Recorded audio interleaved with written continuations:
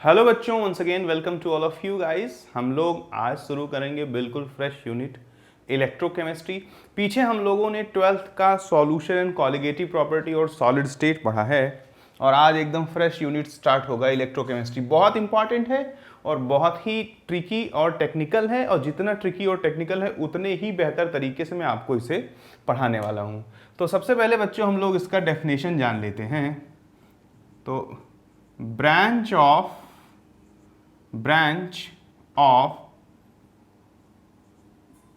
physical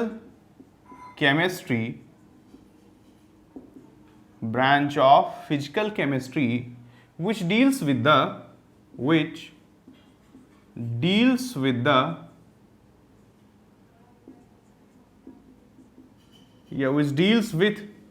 relation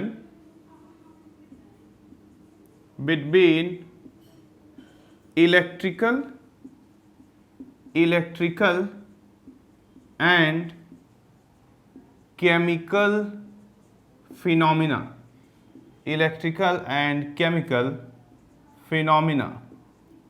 ये समझाता हूं मैं, जरा देखो। कह रहा है कि ये फिजिकल केमिस्ट्री का वह ब्रांच है जो किसके साथ डील करता है, इलेक्ट्रिकल और केमिकल फिनोमिना के साथ। इसका जरा देसी तरीके से मतलब समझ लीजिए कि कितना करंट देने पर कितना रिएक्शन होगा या किस एक्सटेंट तक रिएक्शन होने पे कितना करंट मिलेगा। ये हो गया dealing between chemical reaction and electrical phenomena. मैं आपको दिखाता हूं, कुछ रिएक्शंस होती हैं जो करंट दिए जाने पर होती हैं और कुछ रिएक्शन होती हैं जो होती हैं तो करंट मिलता है। जैसे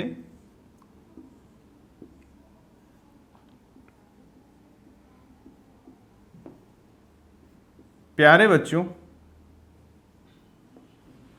अगर जिंक के रॉड को ZnSO4 में डुबो दिया जाए, इससे अब तुम्हारा पीछा नहीं छूटने वाला है पूरे यूनिट में, और कॉपर के रॉड को CuSO4 में डुबो दिया जाए, या मोल्टेन NaCl का इलेक्ट्रोलिसिस किया जाए, तो जब मोल्टेन NaCl का इलेक्ट्रोलिसिस किया जाता है तो एक्सटर्नल बैटरी के थ्रू करंट फ्लो कराया जाता है, और जब करंट फ्लो कराया जाता है सर्किट में तो क्या होता है, ऑक्सीडेशन और रिडक्शन होता है।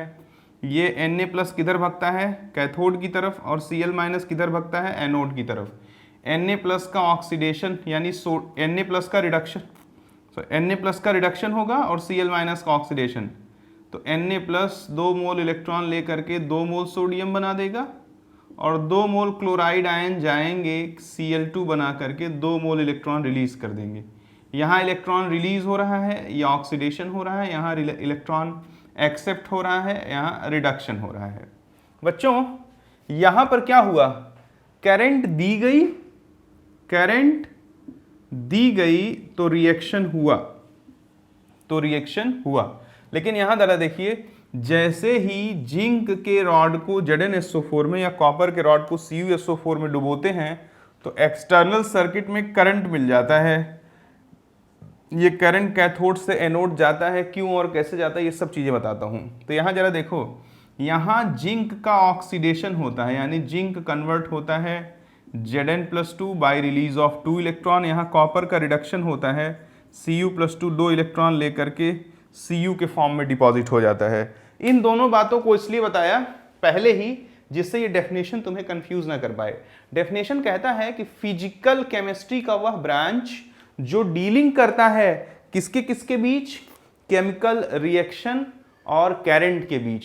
तो वो कैसे डीलिंग करता है, वो हमें 2 बातों के बारे में इंफॉर्मेशन देता है कि कितने करंट से कितना रिएक्शन होगा। तो सबसे पहले तो ये जान लो कि करंट देने से रिएक्शन होगा कि नहीं, बिल्कुल होगा। मोल्टेन NaCl के अगर इलेक्ट्रोलिसिस की बात करें तो इलेक्ट्रोलिसिस कराने के लिए हमको करंट प्रोवाइड करना पड़ता है। सिमिलरली दूसरी बात कि रिएक्शन होगा तो करंट मिलेगा कि नहीं, बिल्कुल मिलेगा।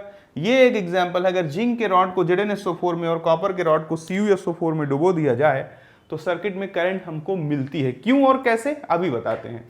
तो अब ये जान लो कि इलेक्ट्रिकल एंड केमिकल फिनोमिना के बीच रिलेशन का सिंपल मतलब यही है कि कितने करंट से कितना रिएक्शन होगा या कितने रिएक्शन होने से कितना करंट मिलेगा। अगर इतनी बातें बच्चों को समझ में आ गई हैं तो हम आगे चलते हैं और कुछ इम्पॉर्टेंट चीज़ों की तरफ डिस्कशन ले जाते हैं। जैसे सबसे पहले बोलते हैं हम लोग, एक टर्म यूज आएगा इलेक्ट्रोड, बार बार, तो किसे कहते हैं इलेक्ट्रोड, उसके बारे में हम लोग डिस्कशन करेंगे। देखिए बच्चों, अगर इलेक्ट्रोड की बात की जाए, सबसे पहले मैं जानना चाहता हूं इलेक्ट्रोड के बारे में।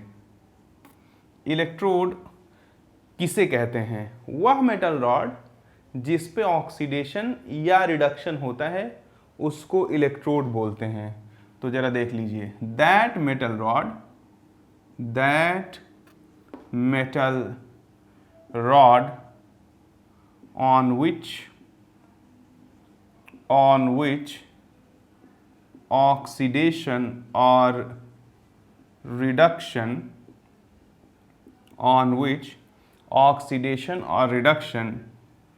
takes place is known as electrode. That metal rod on which oxidation or reduction takes place is known as electrode. वह मेटल रॉड जिस पे ऑक्सीडेशन या रिडक्शन की प्रक्रिया होती है उसे बोलते हैं इलेक्ट्रोड। जिस पे ऑक्सीडेशन होता है प्यारे बच्चों उसको बोलते हैं एनोड, और जिस पे सरकार रिडक्शन होता है उसे बोलते हैं कैथोड। तो ये इम्पॉर्टेंट टर्म में से एक है। इलेक्ट्रोड किसे कहते हैं? इलेक्ट्रोड वह मेटल रॉड होता है जिस पे ऑक्सीडेशन या रिडक्शन का प्रोसेस अकर करता है। ज़रा देखिए, आगे चलते हैं हम लोग और आगे चल के आपको और चीज़ों को समझाने का प्रयास करते हैं। जो इलेक्ट्रोड होता है, नोट करके आप अपने नोट्स में लिख दीजिएगा कि it is generally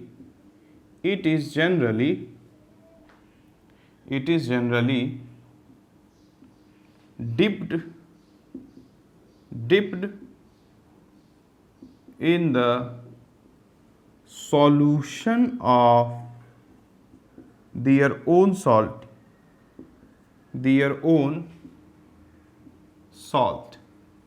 It is generally dipped in the solution of their own salt. जैसे जिंक का रॉड है तो ZnSO4 में डूबा रहेगा, कॉपर का रॉड है तो CuSO4 में डूबा रहेगा।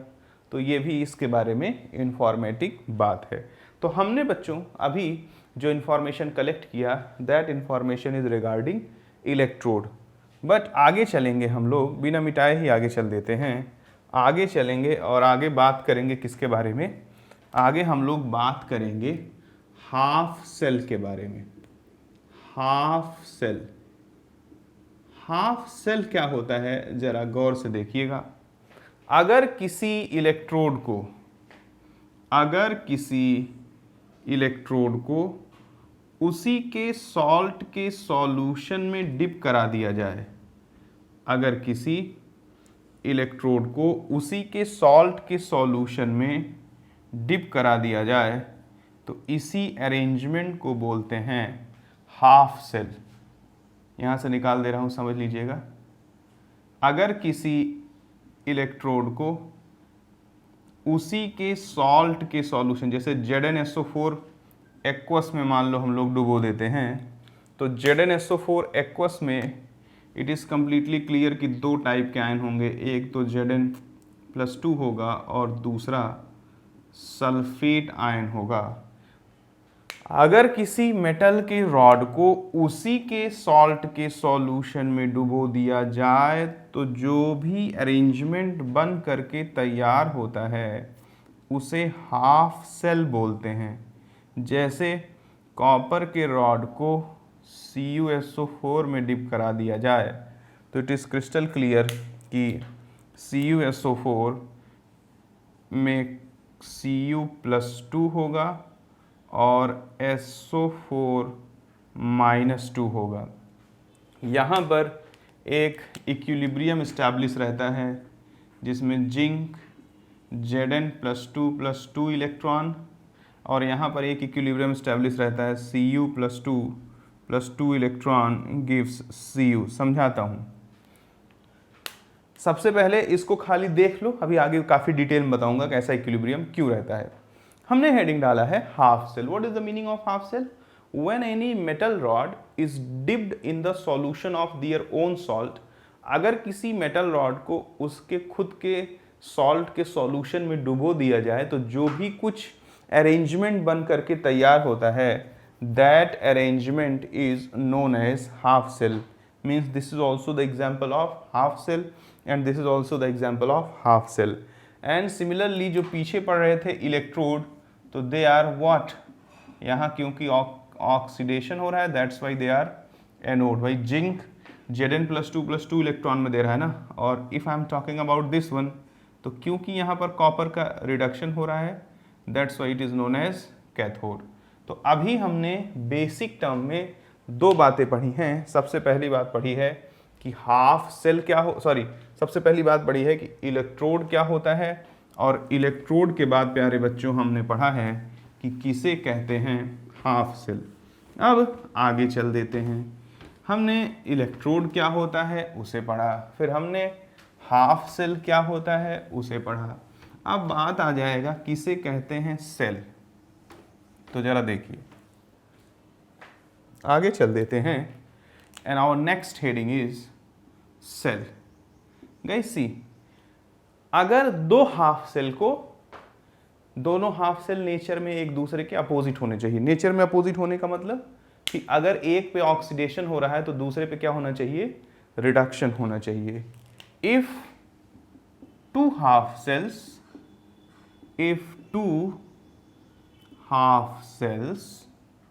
Are joined with each other,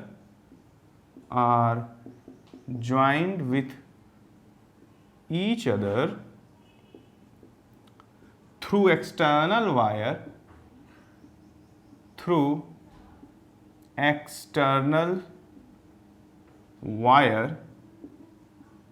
then formed arrangement is known as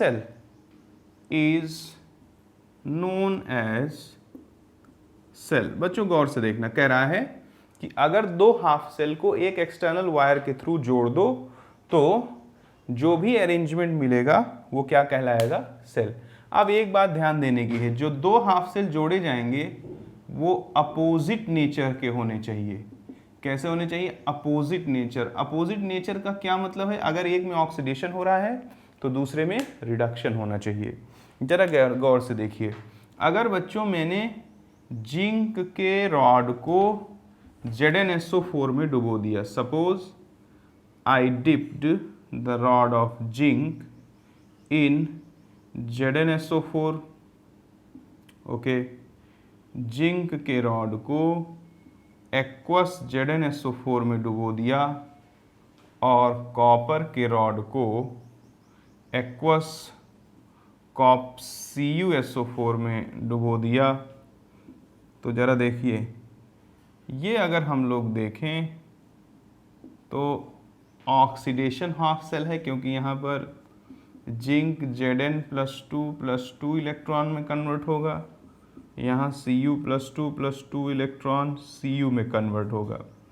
तो हम कह सकते हैं कि this one is oxidation half cell and this one is reduction half cell. जब ऑक्सीडेशन हाफ सेल और रिडक्शन हाफ सेल को एक्सटर्नल वायर के थ्रू जोड़ दिया जाता है बच्चों, तो ये जो पूरी व्यवस्था बनती है इसको बोलते हैं सेल। इसमें एक चीज और जानते रहिए कि देखिए ये एक्सटर्नली तो कनेक्ट है, इंटरनली कनेक्ट नहीं है, यानी ओपन सर्किट जैसा। ये इससे जुड़ा है, बाहर बात अंदर अंदर तो नहीं जुड़ा है। तो एक सॉल्ट ब्रिज आता है, इसके बारे में आज ही बहुत डिटेल में पढ़ाएंगे, अभी खाली सुन लो। सॉल्ट ब्रिज एक यू शेप की ट्यूब होती है, उस यू शेप की ट्यूब को क्या करते हैं, इस ऑक्सीडेशन हाफ सेल और रिडक्शन हाफ सेल को इंटरनली कनेक्ट करने के लिए ऐसे लगा देते हैं, देखिए जैसे यहाँ लगा हुआ है।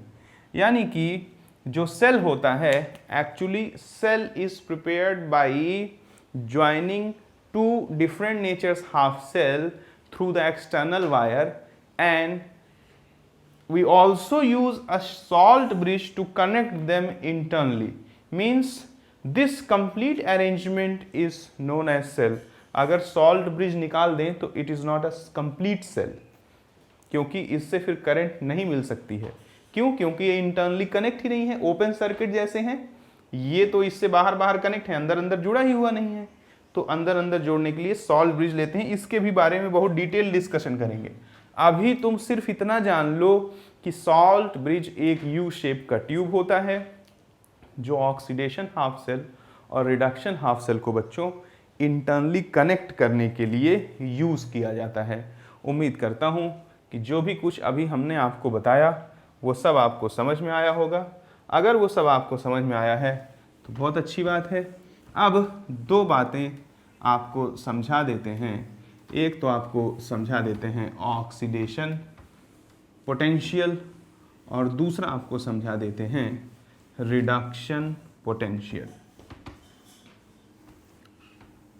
हमने जाना इलेक्ट्रोड, फिर हमने जाना इलेक्ट्रोड के बाद हाफ सेल, फिर हाफ सेल के बाद हमने जाना सेल। सेल को इंटरनली कनेक्ट करने के लिए यूज में लाया जाता है क्या? Salt bridge. इतना जानने के बाद अब मैं दो बातें अपने बच्चों को समझाना चाहता हूं। एक तो समझाना चाहता हूं ऑक्सीडेशन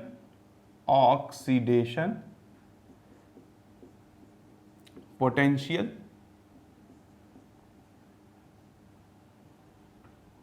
ऑक्सीडेशन पोटेंशियल,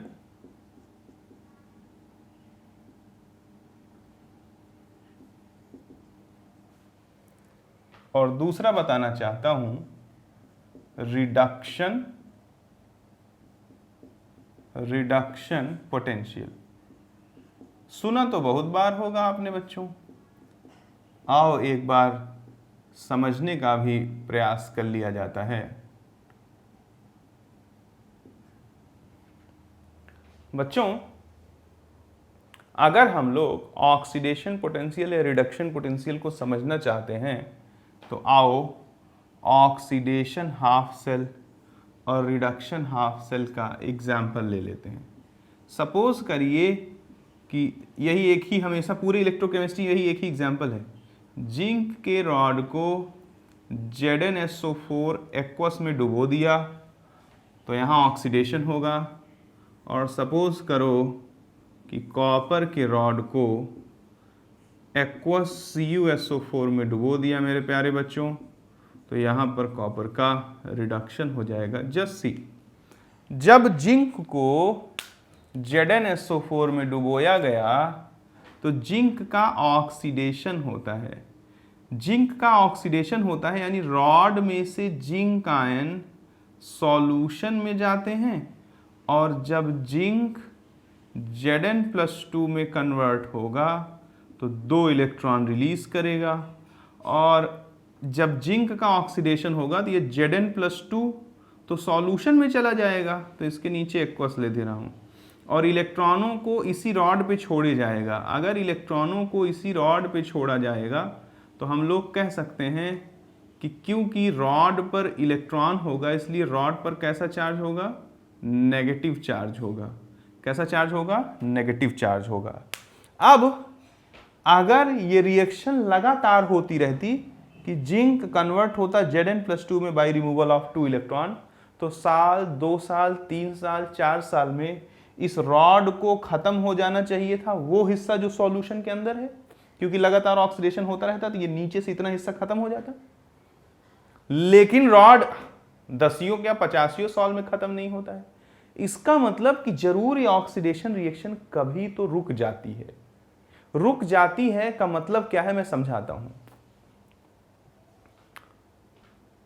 अगर ऑक्सीडेशन हो रहा है तो देखो जैसे जैसे ऑक्सीडेशन होता जाएगा सॉल्यूशन के अंदर पॉजिटिव चार्ज बढ़ता जाएगा।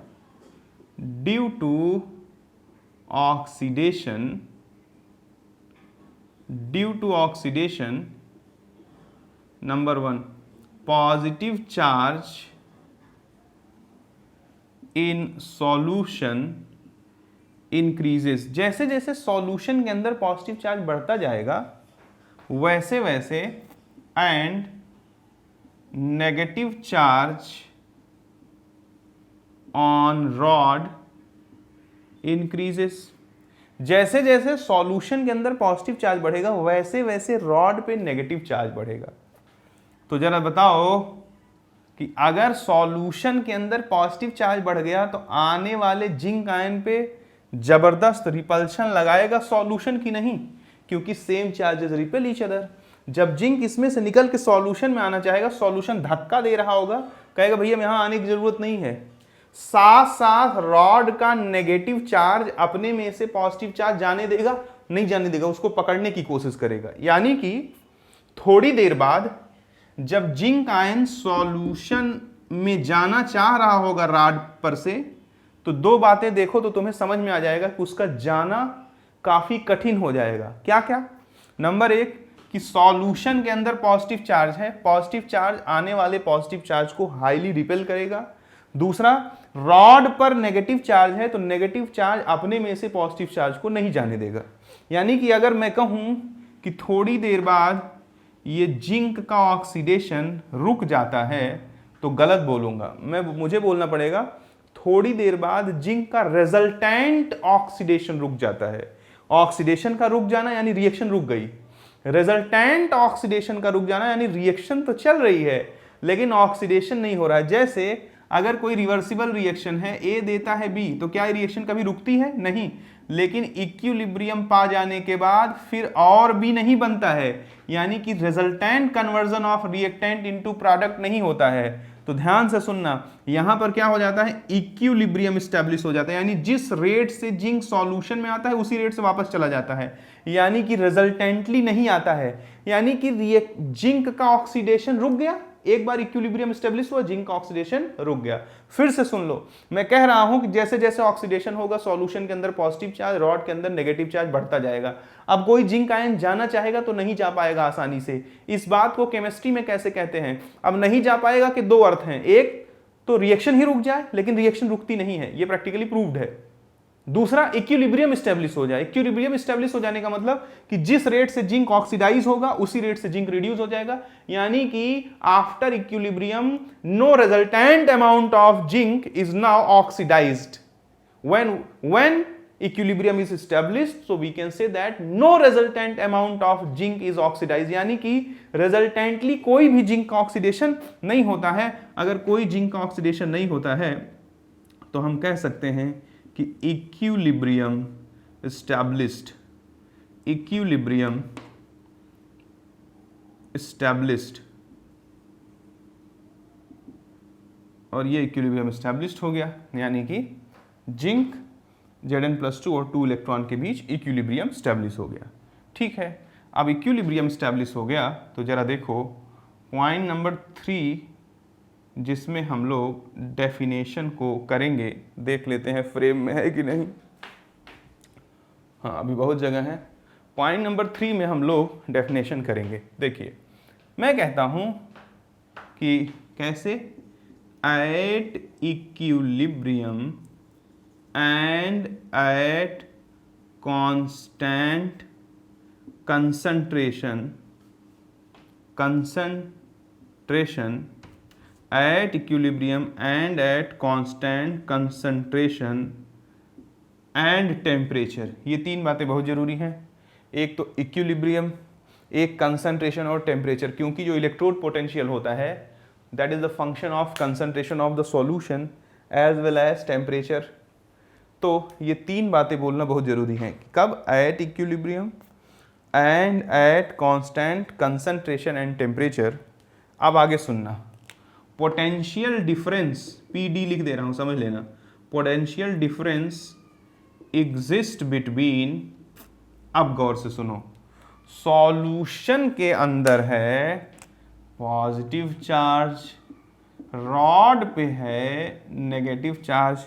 तो सॉल्यूशन और रॉड का जो इंटरफेस होगा, इंटरफेस ऐसे समझा जा सकता है जैसे इसमें पानी भरा हुआ है, मैंने इसमें डिप कर दिया मान लीजिए अपना मार्कर, तो जहां मार्कर को चारों तरफ से कोई तो ऐसा एक पहला पॉइंट होगा जहां पर मार्कर को चारों तरफ से पानी छू रहा होगा, उसके बाद कई लेयर पानी की आती जाएंगी। एक पहली लेयर होगी ना जो छू रही होगी पानी को, उसके बाद कई सारी लेयर पानी की आती चली जाएंगी। तो जो पहली लेयर छूती है उसे बोलते हैं रॉड और सॉल्यूशन का इंटरफेस। तो क्या लिखा है, at equilibrium and at constant concentration and temperature potential difference exist between rod and solution interface, rod and solution interface potential at equilibrium and at constant concentration and temperature potential difference exists between rod and solution interface is known as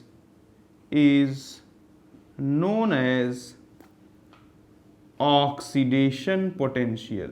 oxidation potential इसलिए बोला क्योंकि यहां पर oxidation हो रहा है, is known as oxidation potential.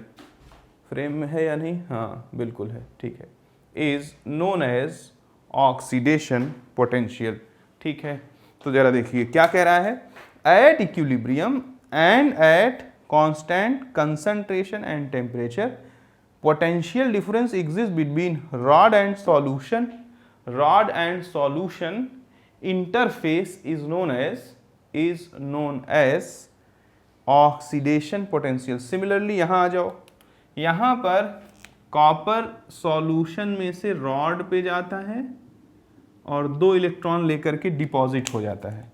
अगर copper deposit होगा तो समय के साथ इस इलेक्ट्रोड की मोटाई कम हो रही थी, लेकिन यहां पर क्योंकि डिपॉजिट हो रहा है इसलिए समय के साथ इस इलेक्ट्रोड की मोटाई बढ़ती चली जाएगी, ठीक है। अब जरा देखो, अगर कॉपर रिड्यूस हो रहा है तो Cu+2 2 इलेक्ट्रॉन लेकर के Cu बनाता है, यहां एक्वस कर दीजिए। अब यहां साइन रिवर्सिबल का देना पड़ेगा, क्यों ये भी समझा देता हूं, देखना जरा। ड्यू टू रिडक्शन, जब रिडक्शन होगा तो जरा बताओ, नंबर 1 नेगेटिव चार्ज बढ़ेगा सॉल्यूशन के अंदर, negative charge increases in solution. क्यों? क्योंकि पॉजिटिव चार्ज डिपॉजिट होगा तो ये नेगेटिव चार्ज बढ़ेगा। एंड जरा बताओ, जब रॉड से इलेक्ट्रॉन लिया जाएगा तो रॉड पे कैसा चार्ज बढ़ेगा? पॉजिटिव चार्ज बढ़ेगा। एंड पॉजिटिव चार्ज, कहीं से इलेक्ट्रॉन ले लोगे तो उसमें पॉजिटिव चार्ज ही तो आएगा। And positive charge increases on the rod, ठीक है, increases on the rod, ठीक है। नंबर 2 पे आ जाओ, अगर नेगेटिव चार्ज सॉल्यूशन में बढ़ेगा और पॉजिटिव चार्ज रॉड पे बढ़ेगा तो बताओ, जब थोड़ी देर बाद जब कॉपर जाने की कोशिश करेगा तो पीछे से सल्फेट उसको खींच लेगा और ये रॉड उसको रिपेल कर देगा, यानी कि थोड़ी देर बाद कॉपर का रिड्यूस होना बंद हो जाएगा। अब बंद 2 तरीके से हो सकता है, एक तो एकदम से बंद हो जाए, रिएक्शन ही ना हो, और दूसरा कि इक्विलिब्रियम स्टैब्लिश रहे, यानी कि जिस रेट से कॉपर रिड्यूस हो उसी रेट से कॉपर ऑक्सीडाइज हो जाए, यानी कि no more resultant conversion of copper into Copper+2 to Cu, यानी कि no more resultant reduction of Cu+2 takes place. देखो, रिएक्शन रुक जाने का 2 मतलब है कि रिएक्शन हो ही ना, और दूसरा जिस रेट से फॉरवर्ड जा रही हो उसी रेट से बैकवर्ड चली जाए।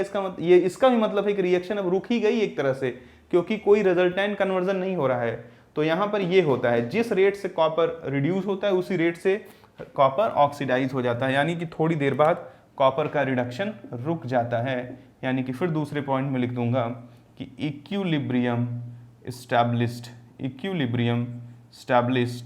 अब डेफिनेशन देना है तो यहाँ भी वही बोल दो जो वहां बोले हो। क्या बोलोगे कि एट इक्विलिब्रियम होना कंपलसरी है, and at constant temperature and concentration, at equilibrium and at constant temperature and concentration the potential difference exist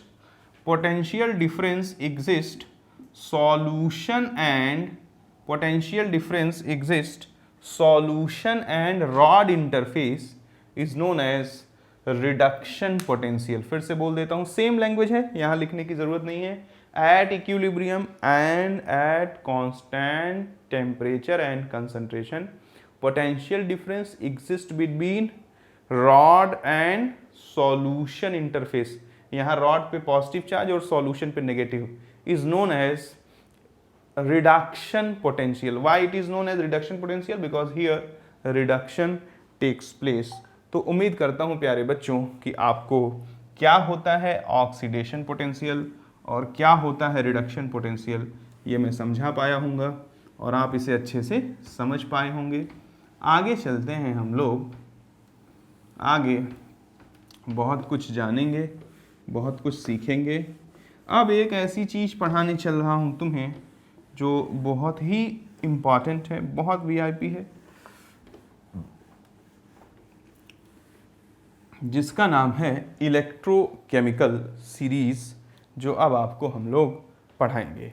electrochemical series की बात की जाए अगर बच्चों, तो electrochemical series is very very very very very important article. ज़रा देखो, हम लोग इतनी चीज़ पढ़ने के बाद आगे पढ़ना चाहते हैं इलेक्ट्रोकेमिकल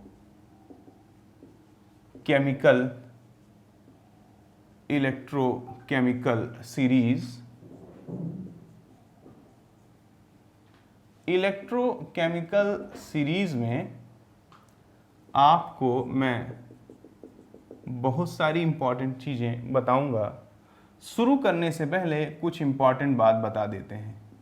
जो ई ऑक्सीडेशन होता है वो हमेशा माइनस ई रिडक्शन के बराबर होता है। IUPAC कहता है कि हमेशा किसी रॉड का इलेक्ट्रोड पोटेंशियल जो है, इलेक्ट्रोड पोटेंशियल जो आप नापते हैं वो ई रिडक्शन में नापें। तीसरी बात जो है वो कहता है कि यही दो बात ध्यान से सुन लो। पहली बात कि ई ऑक्सीडेशन बराबर होगा माइनस ई रिडक्शन के। IUPAC कहता है कि इलेक्ट्रोड पोटेंशियल को हमेशा ई रिडक्शन के टर्म में नापो।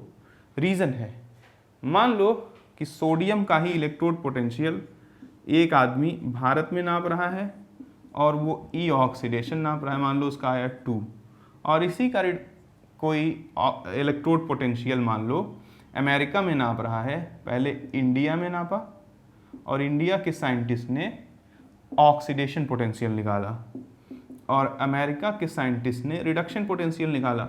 तो इंडिया वाले का अगर आएगा 2 तो अमेरिका वाले का आएगा -2, सेम टेम्परेचर और कंसंट्रेशन की स्थिति में। दोनों लोग फ़ोन पे बात करेंगे तो झगड़ा करने लगेंगे, वो कहेंगे मेरा 2 आ रहा है और वो कहेगा मेरा -2 आ रहा है। तो इस तरह का साइंटिफिक इंफॉर्मेशन के लेन देन में कोई लोचेबाजी ना हो, इसलिए वैज्ञानिकों ने कहा सुन भैया, अब एक मीटिंग करके बता दे रहा हूँ कि पूरी दुनिया क्या निकालेगी, किसी भी इलेक्ट्रोड का रिडक्शन पोटेंशियल निकालेगी। तो अब ऑक्सीडेशन निकालने का खेल क्या हो गया, ख़त्म। तो भारत वाला भी वैज्ञानिक क्या निकालेगा, ई रिडक्शन ही निकालेगा, और जब ई रिडक्शन निकालेगा तो वो भी कितना पाएगा, -2 वोल्ट ही पाएगा। तो बच्चों दोनों लोग जब बात करेंगे तो जो साइंटिफिक कम्युनिकेशन होगा उसमें किसी भी तरह का कोई गैप स्टैब्लिश नहीं होगा। ठीक है, 2 बात हो गई। तीसरी बात, हाइड्रोजन का जो इलेक्ट्रोड पोटेंशियल है वो ज़बरदस्ती 0 माना गया है। क्यों, ये आगे बताऊंगा, अभी इतना ही जानते रहो, ये 3 बात जानते रहो। पहला, ई ऑक्सीडेशन ये बराबर होगा माइनस ई रिडक्शन के। दूसरा, IUPAC के हिसाब से इलेक्ट्रोड पोटेंशियल को हमेशा in terms of reduction potential निकालें। तीसरा बात, हाइड्रोजन का जो इलेक्ट्रोड पोटेंशियल है वो 0 वोल्ट लिया गया है आर्बिट्रेरी, जबरदस्ती। क्यों, उधर अभी दिमाग खपाओ मत, मैं बताऊंगा क्यों हाइड्रोजन इलेक्ट्रोड सिलेबस में है आपका, क्यों कैसे, सारी बातों का जवाब दूंगा। देखो, अब इलेक्ट्रोकेमिकल सीरीज शुरू होता है बच्चों। मुझे तो ऐसा लगता है कि फिलहाल भारत देश में मिला तो नहीं कोई जो मेरे बराबर आपको कंटेंट दे दे इस टॉपिक पे। अब इस बात का फैसला आप खुद ही करिएगा कि क्या आपको कोई इससे बेहतर कंटेंट दे सकता है। अगर दे सके तो बताइएगा ज़रूर किसी न किसी माध्यम से। क्योंकि इलेक्ट्रोकेमिकल सीरीज बच्चों को लोग याद ही नहीं करा पाते। 5 तरह के क्वेश्चंस बनते हैं जो यही बना करके आपको दिखाता हूं, खाली आप मुझे समय देते रहिए। सबसे पहली बात है कि इलेक्ट्रोकेमिकल सीरीज होती क्या है। तो जान लो कि when elements are arranged, when elements are arranged in decreasing or increasing order of oxidation potential or reduction potential, then formed series is known as electrochemical series. कहता है कि अगर हम एलिमेंट्स को उनके ऑक्सीडेशन या रिडक्शन पोटेंशियल के increasing या डिक्रीजिंग ऑर्डर में अरेंज करें तो जो सीरीज बन करके तैयार होती है वो कहलाती है इलेक्ट्रोकेमिकल सीरीज। अब जरा देखो कि इलेक्ट्रोकेमिकल सीरीज का याद होना इतना इंपॉर्टेंट है जितना कुछ और नहीं इस पूरे यूनिट में। देखो मैं कैसे याद कराता हूँ। ले के भारत सरकार का नाम मांगे अली महान वाटर। लेके भारत सरकार का नाम मांगे अली महान। अब इसी के नीचे जा रहा हूँ क्योंकि बोर्ड खत्म है, अब मुझे बगल में लिखना पड़ेगा, बट आप समझना कि मैं वाटर के नीचे लिख रहा हूँ। लेके भारत सरकार का नाम मांगे अली महान वाटर, जान कर फेंके कैडमियम कोई नीचे, सोना प्रॉब्लम है। हाइड्रोजन का जो इलेक्ट्रोड पोटेंशियल होगा वो 0 वोल्ट होगा। उसके बाद अब आगे जो इसके नीचे नहीं लिख सकता क्योंकि जगह खत्म है, यहां लिख रहा हूं कुवैत आए आगे हाजी बाहर और कल आओ फिर, बाहर और कल आओ फिर। ये मेरा इलेक्ट्रोकेमिकल सीरीज है। होता क्या है बच्चों कि किताबों में फ्लोरीन को ऊपर और लिथियम को नीचे रखे हैं, मैंने लिथियम को ऊपर फ्लोरीन को नीचे कर दिया। तो प्लीज़ नाराज मत हो जाना, रंजीत सर ने तुम कहोगे यार बहुत बड़ी गलती कर दी, इनने तो सब पलट डाला। मैंने स्मार्टनेस लगाया है। किताब में जब फ्लोरीन ऊपर था और लिथियम नीचे था तो टॉप टू बॉटम जाने पर ऑक्सीडेशन पोटेंशियल बढ़ता था। मेरे में जब लिथियम ऊपर है फ्लोरीन नीचे है तो टॉप टू बॉटम जाओगे तो रिडक्शन पोटेंशियल बढ़ जाएगा, कोई दिक्कत नहीं है। कोई ऐसे, मैं ऐसे खड़ा हूँ, कोई कहे टॉप टू बॉटम जाओगे तो सर के बाद पैर आएगा, कोई मुझे उल्टा टांग दे और कहे कि टॉप टू बॉटम जाओगे तो सर के बाद पैर आएगा, पैर के बाद सर आएगा। जैसे मैं ऐसे खड़ा हूँ, कोई कहेगा टॉप टू बॉटम जाओगे तो पहले सर फिर पैर, कोई मुझे उल्टा कर दे और कहे टॉप टू बॉटम जाओगे तो पहले पैर फिर सर, वही मैंने किया है। इसको मैंने नीचे कर दिया, इसको मैंने ऊपर कर दिया और मैंने बोला कि जब हम यहाँ टॉप टू बॉटम मूव कर रहे हैं तो रिडक्शन पोटेंशियल बढ़ रहा है। जो एनसीईआरटी और किताबों में इलेक्ट्रोकेमिकल सीरीज दी गई है उसमें जब टॉप टू बॉटम जाओगे तो ऑक्सीडेशन पोटेंशियल बढ़ेगा।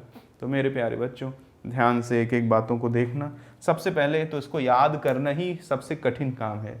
अगर सबसे टफ टास्क है तो याद करना है। लगभग 8-9 साल मुझे टीचिंग करियर में हो गया अपने कॉलेज टाइम से। मुझे आज तक कोई ऐसा मिला नहीं जिसके पास पूरी इलेक्ट्रोकेमिकल सीरीज़ याद रखने का कोई बेहतर जिंगल हो। तो देखिए, अगर आपको कभी कोई मिला हो तो उसका धन्यवाद दीजिएगा, अगर नहीं मिला हो तो मेरा धन्यवाद दीजिएगा, क्योंकि मैंने आपके लिए ये बेहतरीन सी चीज़ लाई है। तो सबसे पहले इसका जिंगल ही नोट कर लेते हैं। क्या है? ले के भारत सरकार का नाम, लेके भारत सरकार का नाम मांगे अली महान। थोड़ा चले हो, थक गए हो, पानी पी लो, लिख दे रहा हूं पानी। फिर जान कर फेंके, जान कर फेंके कैडमियम, कैडमियम कोई नीचे जान कर फेंके, कैडमियम कोई नीचे, फिर कहता है सोना प्रॉब्लम है, फिर आगे कहता है कुवैत आए आगे हाजी, जो हज को हो के आए उसे हाजी कहते हैं। बाहर और कल आओ फिर। बच्चों ये बहुत इंपॉर्टेंट है और उम्मीद करूंगा कि आप इसे याद जरूर कर लेंगे। अब जरा देखो, जिंगल एक बार जान गए तो कितना ज़बरदस्त हो जाएगा। देखो पहला पॉइंट, टॉप टू बॉटम जाओगे तो रिडक्शन पोटेंशियल बढ़ेगा।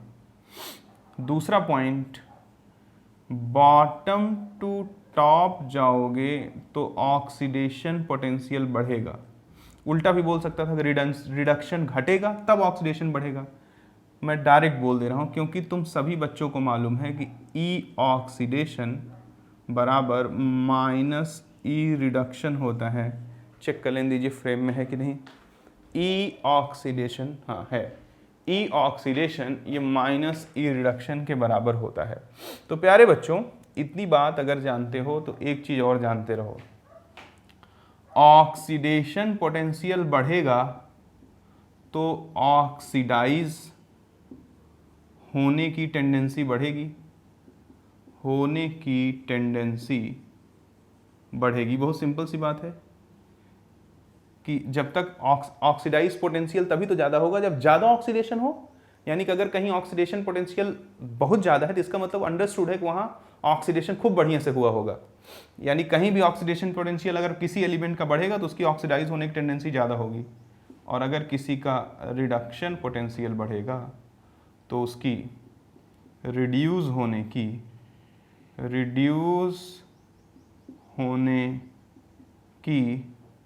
टेंडेंसी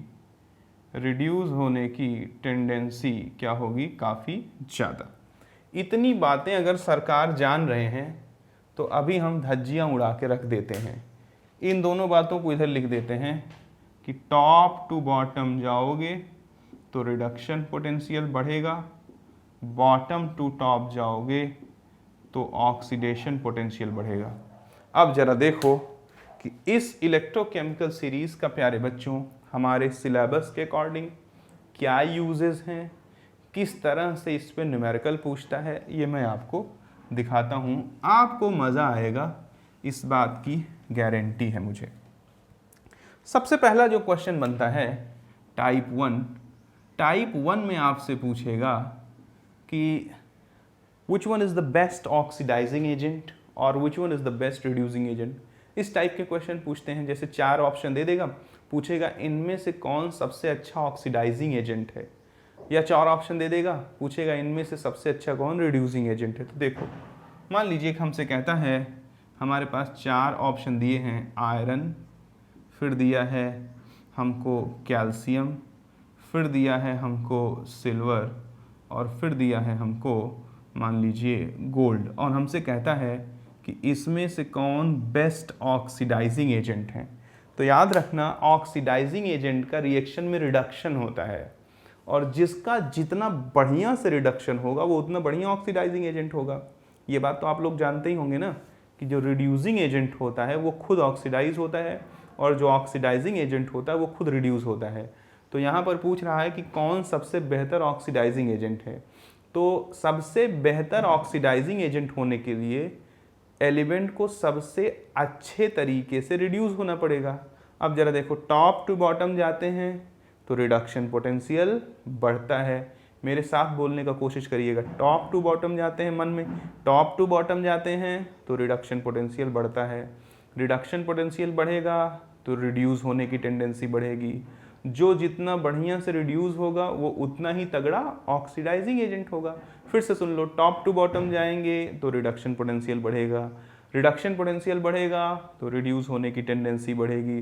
जो जितना बढ़िया से रिड्यूस होगा वो उतना ही तगड़ा ऑक्सीडाइजिंग एजेंट होगा मेरे प्यारे बच्चों, यानी इसमें जो इलेक्ट्रोकेमिकल सीरीज में सबसे नीचे होगा वो सबसे अच्छा ऑक्सीडाइजिंग एजेंट होगा। तो देख लो आयरन, कैल्शियम, सिल्वर, गोल्ड में कौन सबसे नीचे है? गोल्ड सबसे नीचे है, इसलिए सबसे अच्छा ऑक्सीडाइजिंग एजेंट है। उम्मीद करता हूँ कि समझ में आया होगा। इससे एक बात और भी बोल सकते हो कि जब हम अपने इलेक्ट्रोकेमिकल सीरीज में टॉप टू बॉटम जाते हैं, टॉप टू बॉटम जाते हैं जब, तो ये क्या होता है, ऐसे बना दे रहा हूँ, ये होता है increasing order of oxidising agent strength. Oxidising agent के स्ट्रेंथ का क्या होता है? ये इस इंक्रीजिंग ऑर्डर होता है। अगर हम बॉटम टू टॉप जाते हैं तो ये क्या हो जाता है? Increasing order of reducing agent strength. समझिएगा कैसे, बॉटम टू टॉप जाएंगे तो रिडक्शन पोटेंशियल कम होगा, रिडक्शन पोटेंशियल गाइस कम होगा तो ऑक्सीडेशन पोटेंशियल ज़्यादा होगा, ऑक्सीडाइजेशन पोटेंशियल ज़्यादा होगा तो ऑक्सीडाइज होने की टेंडेंसी ज़्यादा होगी। जो एलिमेंट जितना अच्छे से ऑक्सीडाइज होगा वो उतना ही तगड़ा क्या हो जाएगा? रिड्यूसिंग एजेंट हो जाएगा। इसलिए बॉटम टू टॉप जाएंगे, देखो एरो का मुंह यहाँ ऊपर की तरफ है, बॉटम टू टॉप जाएंगे तो क्या होगा? रिड्यूसिंग एजेंट के स्ट्रेंथ का इंक्रीजिंग ऑर्डर होगा। टॉप टू बॉटम जाएंगे तो क्या होगा? ऑक्सीडाइजिंग एजेंट के स्ट्रेंथ का इंक्रीजिंग ऑर्डर होगा। बट तुम तभी तो जान पाओगे कि कौन सबसे ऊपर है कौन सबसे नीचे, जब तुम्हें पूरा का पूरा इलेक्ट्रोकेमिकल सीरीज याद हो। जैसे कि मुझे याद है, लेकिन भारत सरकार का नाम मांगे अलीमान, जानकर फेर के कड़वे में कोई नीचे, सोना प्रॉब्लम है, कुवैत आए आगे, आजी बाहर, और कल आओ फिर। ऐसे आपको याद करना पड़ेगा, मुझे तो बहुत प्रैक्टिस से याद हुआ है। और जब मैं शुरुआती दिनों में पढ़ाता था बहुत प्रॉब्लम होती थी, शुरू के 1-2 साल कहीं कंटेंट ना मिले, बुक में कोई बेहतर तरीका ना दिया हो। फिर मेहनत करते करते सोचते सोचते जिंगल बनाते बनाते बच्चों चीज़ें अच्छे से होने लगी और समझ में आने लगा। आप चाहो तो जैसे पीरियोडिक टेबल अगर हो गया हो आपका, तो पीरियोडिक टेबल का पूरा रिकॉर्डेड लेक्चर यूट्यूब पे पड़ा हुआ है, केमिस्ट्री विजार्ड नाम से चैनल पे, तो आप उसको भी देखोगे तो वहाँ आप पाओगे कि अगर आप उस पीरियोडिक टेबल को पढ़ते हो तो आप पाओगे कि इनऑर्गेनिक में आपको कोई फिजिकल प्रॉपर्टी पढ़ने की ज़रूरत ही नहीं लगती है।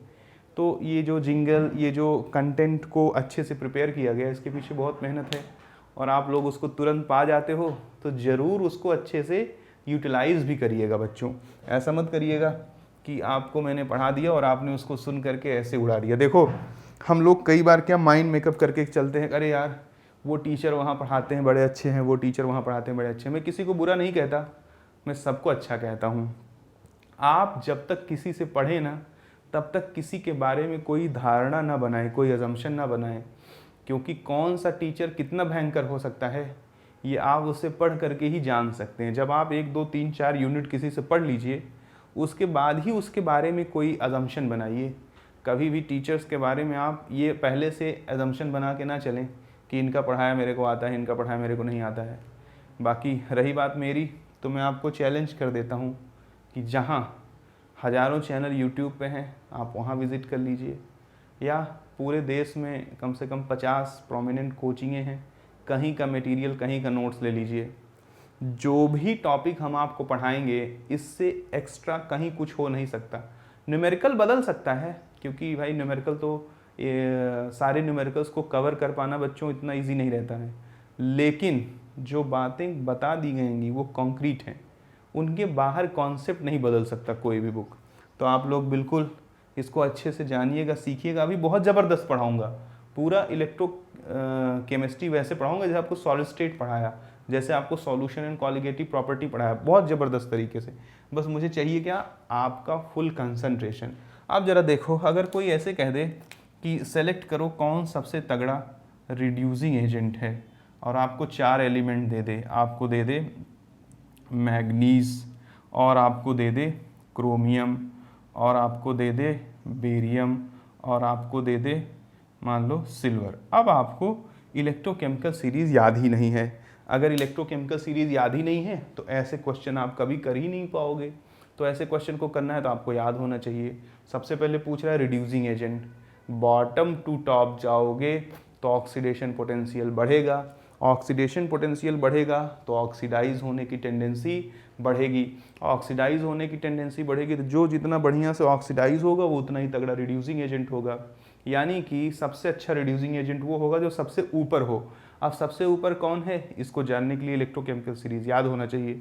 लेके भारत आ गया, लेके भारत BA मिल गया, ऊपर से 2 ही स्टेप आते ही BA मिल गया, तो ये सबसे ऊपर है इसलिए सबसे स्ट्रॉन्ग रिड्यूसिंग एजेंट है। उम्मीद करता हूँ कि बच्चों आपको पहला टाइप समझ में आया होगा, लेकिन सिर्फ एक ही टाइप नहीं है, न जाने कितने टाइप हैं इस पे जो बेस्ड हैं। टाइप 1 के बाद इस तरह से दे देगा टाइप 2।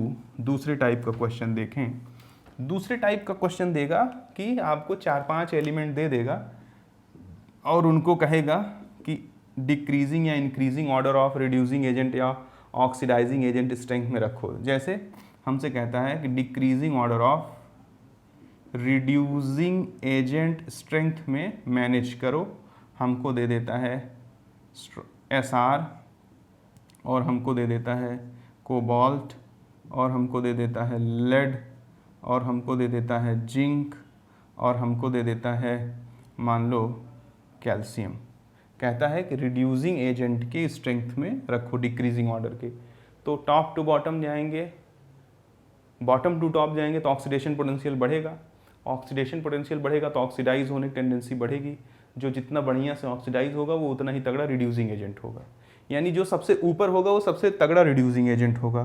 तो आओ जरा देखो, लेके भारत सरकार, सरकार मिल गया सबसे ऊपर है तो ये सबसे स्ट्रॉन्ग रिड्यूसिंग एजेंट होगा। उसके बाद देखो लेके भारत सरकार का नाम, सरकार का आ गया, लो लेके भारत सरकार का नाम, मांगे अली महान, जान कर फेंके, मान के बाद वाटर आता है, जान कर फेंके, फिर जिंक आ गया, जान कर फेंके कैडमियम कोई नीचे, फिर कोबाल्ट आ गया, फिर उसके बाद एक ही बच रहा है लेड।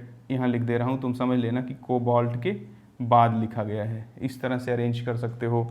यानी आपको 4-5 एलिमेंट दे देगा और बोलेगा उनको ऑक्सीडाइजिंग एजेंट या रिड्यूसिंग एजेंट के ऑर्डर में अरेंज करो। तो कुछ भी नहीं करना है, सिंपल वही पुराना कॉन्सेप्ट यूज़ करना है जो पीछे हमने किया।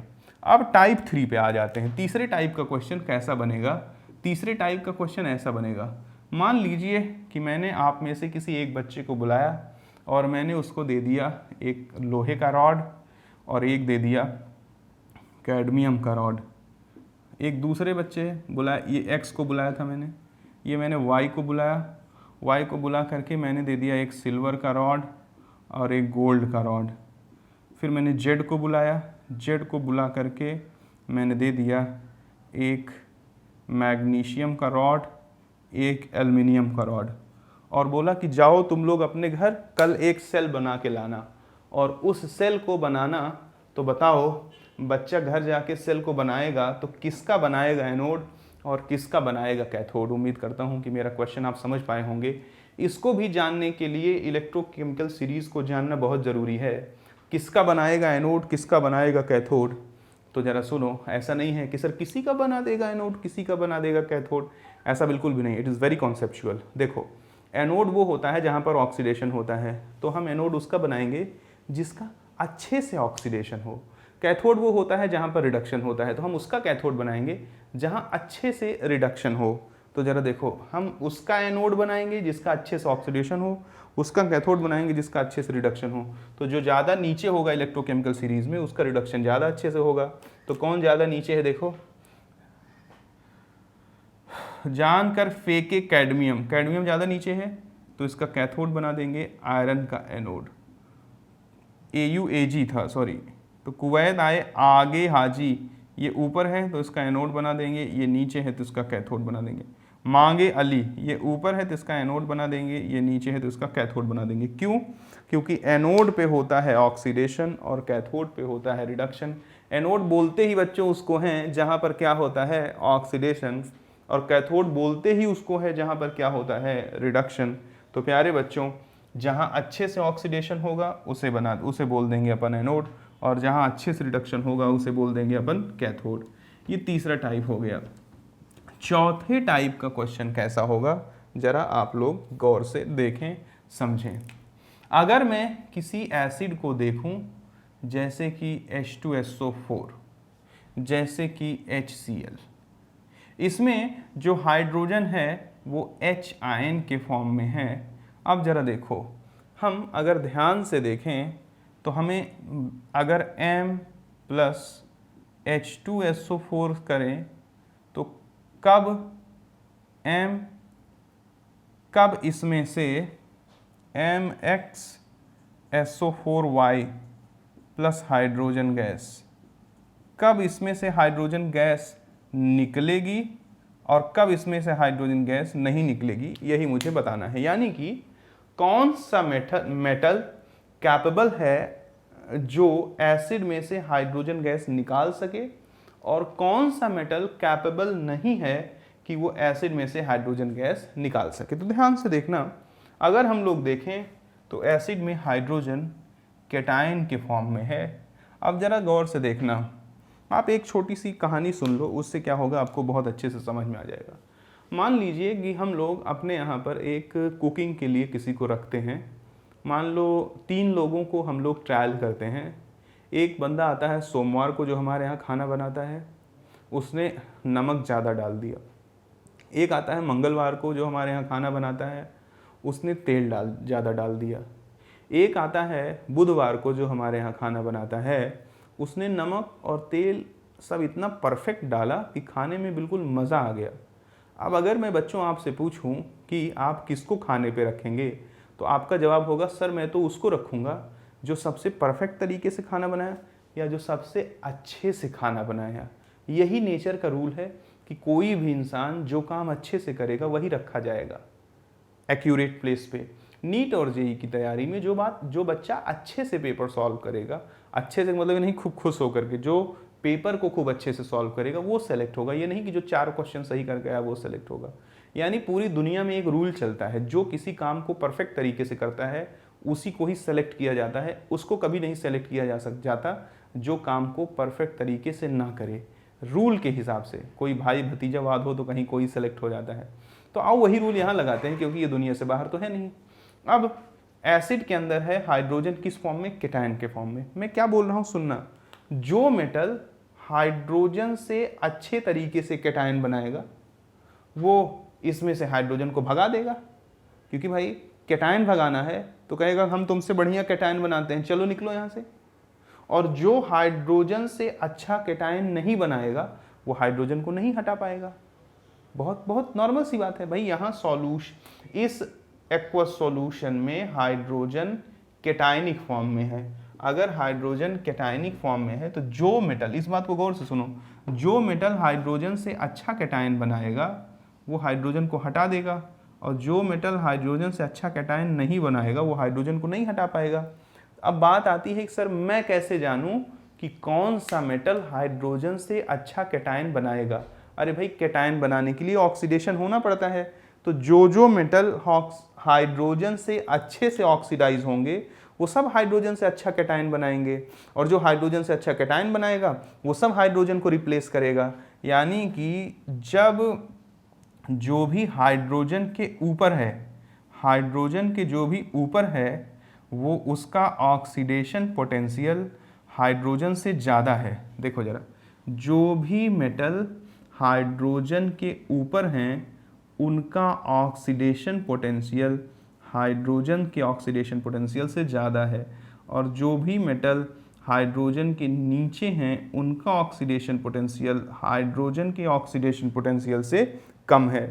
ठीक है, अगर कम है तो ज़रा गौर करो, जिसका ऑक्सीडेशन पोटेंशियल हाइड्रोजन से ज़्यादा होगा वो हाइड्रोजन से अच्छे से कैटायन बनाएगा, और जो हाइड्रोजन से अच्छे से कैटायन बनाएगा वो एसिड में से हाइड्रोजन को भगा देगा।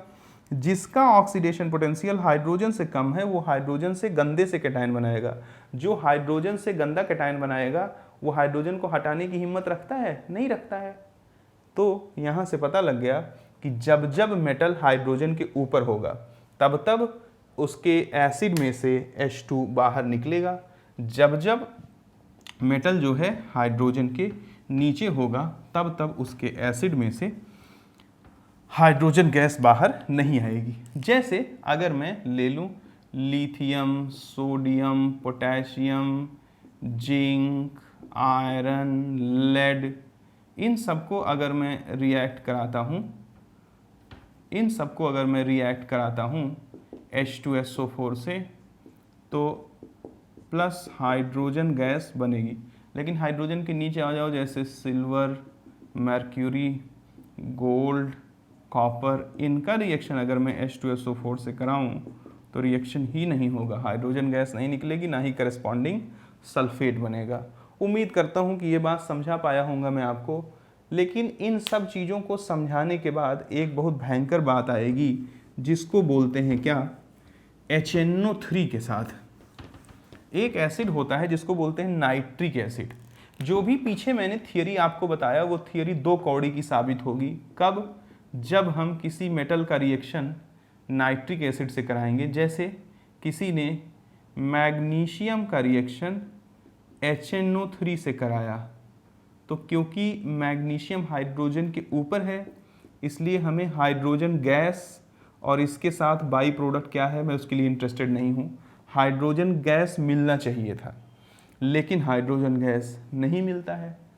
नीचे की तो छोड़ो, जैसे मान लो कॉपर का HNO3 से रिएक्शन कराएंगे तब तो कोई गुंजाइश ही नहीं है, तब तो रिएक्शन नहीं होगा, बनेगा ही नहीं हाइड्रोजन गैस। लेकिन जो मेटल हाइड्रोजन के ऊपर है, जैसे कि मैग्नीशियम, जैसे कि सोडियम, जैसे कि जिंक, इनके भी साथ जब HNO3 रिएक्ट करता है प्यारे बच्चों तो हाइड्रोजन गैस नहीं देता है। इनके भी साथ जब HNO3 रिएक्ट करता है तो हाइड्रोजन गैस नहीं देता है। तो मुझे जवाब देना पड़ेगा क्यों। ज़रा देखो, HNO3 में, HNO3 एक ऐसा एसिड है जो हाइड्रोजन के ऊपर वाले मेटल के साथ भी रिएक्ट करके हाइड्रोजन गैस नहीं देता है। क्यों? ज़रा देखो, कोई मेटल है, मान लो जिंक है, जिंक का रिएक्शन अगर हम HNO3 से करा रहे हैं तो ज़रा गौर से देखना, HNO3 टूटेगा H प्लस NO3 माइनस में, यहाँ पर जो नाइट्रोजन का ऑक्सीडेशन स्टेट है +5, ये हाईएस्ट ऑक्सीडेशन स्टेट है, इससे ज़्यादा नाइट्रोजन का ऑक्सीडेशन स्टेट बच्चों नहीं हो सकता है। अब ये जो जिंक है ये Zn+2 इलेक्ट्रॉन में टूटेगा। अब यहाँ कम्पिटिटिव रिएक्शन होगा। अगर ये दो इलेक्ट्रॉन 2 मोल हाइड्रोजन के पास चले जाएं, अगर ये 2 इलेक्ट्रॉन 2 मोल हाइड्रोजन के पास चले जाएं तो 2 मोल, या ऐसे सुनो, इस इलेक्ट्रॉन को हाइड्रोजन भी लेना चाहेगा और इस इलेक्ट्रॉन को नाइट्रोजन भी लेना चाहेगा, क्योंकि नाइट्रोजन अपने हाईएस्ट ऑक्सीडेशन स्टेट में है। और कभी भी मोर इलेक्ट्रोनिगेटिव एलिमेंट, नाइट्रोजन की इलेक्ट्रोनिगेटिविटी आज अभी तक जितने भी एलिमेंट खोजे गए हैं उसमें सिर्फ और सिर्फ किससे कम है? फ्लोरीन और ऑक्सीजन से कम है, बाकी सबसे ज़्यादा है। तो क्या होगा कि नाइट्रोजन मोर इलेक्ट्रोनिगेटिव एलिमेंट है और बच्चों मोर इलेक्ट्रोनिगेटिव एलिमेंट जो होता है वो हाईएस्ट ऑक्सीडेशन स्टेट में हाईली अनस्टेबल होता है। क्या होता है? हाईली अनस्टेबल होता है। अगर more electronegative element highest oxidation state में हाईली अनस्टेबल होगा तो बताओ ये अपने ऑक्सीडेशन स्टेट को रिड्यूस करना चाहेगा, यानी जो इलेक्ट्रॉन जिंक के द्वारा दिए गए उसे H+ भी लेना चाहेगा और नाइट्रेट आयन भी लेना चाहेगा। अगर H+ इलेक्ट्रॉनों को ले लेता तो 2 मोल H+ 2 मोल इलेक्ट्रॉन लेकर के हाइड्रोजन गैस बना देते, लेकिन ये इलेक्ट्रॉन को जब पाएगा तभी तो लेगा। अगर ये ज़्यादा ताकत से इसको खींचेगा, क्यों? क्योंकि मोर इलेक्ट्रोनिगेटिव है, साथ साथ हाईएस्ट ऑक्सीडेशन स्टेट में है। तुम कह सकते हो सर सल्फेट आयन में तो सल्फर भी +6 में था, लेकिन सल्फर की इलेक्ट्रोनिगेटिविटी बहुत ज़्यादा नहीं होती है तो इलेक्ट्रॉन हाइड्रोजन के पास चले जाते हैं। लेकिन नाइट्रेट आयन में नाइट्रोजन की इलेक्ट्रोनिगेटिविटी बहुत ज़्यादा होती है, इस पर पॉजिटिव चार्ज बहुत हाईली अनस्टेबल होता है, तो धड़ धड़ ये सारे इलेक्ट्रॉन नाइट्रेट आयन के पास चले जाते हैं। इसलिए हाइड्रोजन गैस तब भी नहीं निकलती HNO3 में से जब मेटल हाइड्रोजन के ऊपर का इस्तेमाल किया जाए, यानी कि those metals are used which oxidation potential is greater than the oxidation potential of hydrogen. Even in that case hydrogen gas is not released from the nitric acid from the HNO3. It is a very important example. Why? Because in case of nitric acid the nitrogen is in its highest oxidation state. That's why the released electron of metal is taken by the nitrogen, not by the hydrogen cation. उम्मीद करता हूँ कि मैं आपको समझा पाया हूँगा। ये 4 एक क्वेश्चन थे। अब आगे ज़रा देखो, एक बेहतरीन सा टाइप और बचा हुआ है मेरे प्यारे बच्चों, वो क्या है ज़रा देखें, समझें, जानें। आप लोग एक फार्मूला ज़रूर कभी पढ़े होंगे, del G is equals to minus n F E cell नाम का। अगर आप del G is equals to minus n F E cell नाम का फार्मूला पढ़े होंगे तो आप जानते हैं कि जब डेल जी किसी प्रोसेस के लिए लेस देन जीरो होता है तो मेरे प्यारे बच्चों वो प्रोसेस स्पॉन्टेनियस हो जाता है। अगर किसी प्रोसेस के लिए डेल जी ग्रेटर देन जीरो होता है मेरे प्यारे बच्चों तो वो प्रोसेस नॉन स्पॉन्टेनियस हो जाता है। अब ज़रा देखो, कभी भी आपको दे और पूछे, 2 इलेक्ट्रोड दे दे और पूछे कि प्रोसेस स्पॉन्टेनियस है या नॉन स्पॉन्टेनियस है, तो ज़रा देखो, जब ई सेल पॉजिटिव आएगा तभी जो है डेल जी नेगेटिव आएगा। ई सेल के पॉजिटिव होने पर ही डेल जी क्या होगा, नेगेटिव, और डेल जी के नेगेटिव होने पर ही प्रोसेस क्या होगा, स्पॉन्टेनियस होगा। अब ई सेल जो होता है, आगे इसके बारे में डिटेल में बताऊंगा, अभी इतना सुन लो, ये ई कैथोड माइनस ई एनोड होता है, प्रूफ करूंगा। अभी तुम सिर्फ इतना जान लो कि ये ई कैथोड जो है वो कैथोड का रिडक्शन पोटेंशियल है, और वेरी केयरफुल, और ई एनोड जो है वो एनोड का रिडक्शन पोटेंशियल है, वेरी केयरफुल। ये ई एनोड का रिडक्शन पोटेंशियल है, यानी कि दोनों एक दूसरे के रिडक्शन पोटेंशियल है। ई कैथोड माइनस ई एनोड में ई कैथोड का रिडक्शन पोटेंशियल है, ई एनोड का रिडक्शन पोटेंशियल है। अब जैसे मान लो कि कोई एक हाइड्रोजन के ऊपर जो हैं और हाइड्रोजन के नीचे जो हैं उनको जरा एक बार तुम ध्यान से, अगर हम हाइड्रोजन के ऊपर देखते हैं तो हमें हाइड्रोजन के ऊपर जो रिडक्शन पोटेंशियल मिलता है बच्चों, उसकी वैल्यू क्या होती है सबके लिए, यानी कि ये मेटल्स के लिए, इनके लिए ये वैल्यू होगी नेगेटिव, और हाइड्रोजन के नीचे जो रिडक्शन पोटेंशियल होगा उसके लिए वैल्यू होगी पॉजिटिव। तो ज़रा देखो, जब भी तुम कोई सेल बनाओगे जिसमें कैथोड होगा हाइड्रोजन के नीचे वाला और एनोड होगा हाइड्रोजन के ऊपर वाला, तो ज़रा देखो उसका ई सेल जब निकालोगे तो ई सेल निकालोगे तो ई कैथोड माइनस ई एनोड, अब कैथोड है हाइड्रोजन के नीचे तो हाइड्रोजन के नीचे वाले का रिडक्शन पोटेंशियल क्या आ जाएगा, पॉजिटिव, मान लो कि पॉजिटिव का x, माइनस एनोड है हाइड्रोजन के ऊपर तो उसका रिडक्शन पोटेंशियल क्या हो जाएगा, नेगेटिव, तो माइनस वाई। तो ज़रा देखो ये क्या हो गया, x प्लस वाई हो गया, क्योंकि माइनस माइनस पॉजिटिव हो गया, यानी कि इस कंडीशन में ई सेल पॉजिटिव आएगा। किस कंडीशन में, जब कैथोड हाइड्रोजन के नीचे का हो और जब एनोड हाइड्रोजन के ऊपर का हो, यानी कि ऐसा कोई सेल जिसमें कैथोड हाइड्रोजन के नीचे का हो और एनोड हाइड्रोजन के ऊपर का हो, उस सेल में जो ई सेल होगा बच्चों वो हमेशा पॉजिटिव आएगा। और जब ई सेल पॉजिटिव आएगा तो इस फॉर्मूले से बोल सकते हो कि हमेशा डेल जी क्या आ जाएगा, नेगेटिव, क्योंकि पॉजिटिव इंटू नेगेटिव क्या हो जाएगा, नेगेटिव। ई सेल पॉजिटिव होगा तो डेल जी ऑलवेज नेगेटिव होगा, और डेल जी जब नेगेटिव होगा तो वो रिएक्शन हमेशा स्पॉन्टेनियस होगी।